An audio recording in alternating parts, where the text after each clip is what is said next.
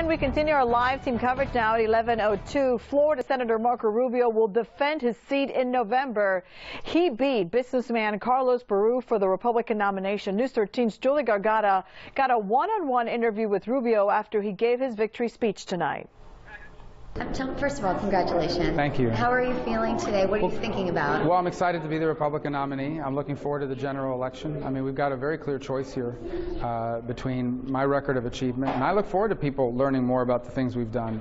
You know, the Girls Count Act to take on human trafficking, the VA Accountability Act, which I passed as well, sanctions on Hezbollah, sanctions on Venezuela's dictatorial government, accountability for foreign aid, getting rid of the bailout fund. I mean, we've got a list of accomplishments, and I'm running against some guy that for 4 years, Patrick Murphy's been in Congress, and he can't name a single thing he's done in 4 years.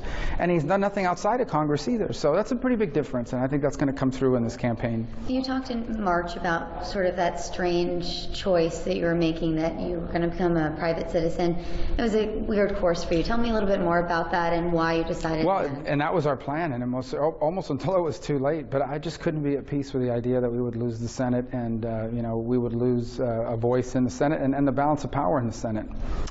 In terms of having people in charge of the Senate that would be a rubber stamp if Hillary Clinton were to win, and that weren't going to stand for the things that I believe this country needs. You know, someone like Patrick Murphy, he wants to release prisoners from Guantanamo.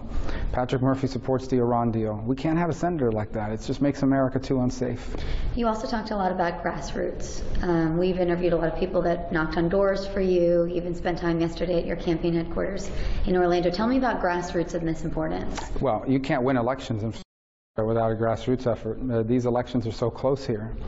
If you think about the presidential race in 2012, it was decided by less than 1 percentage point. So that's how close it is. So we've got to have a good team of excited, you know, people out there working on our behalf. We're so grateful for them. Many of them were helping us in March too, and they've come back to help again. And you saw the results tonight. We look forward to doing the same in November. Perfect. And what now?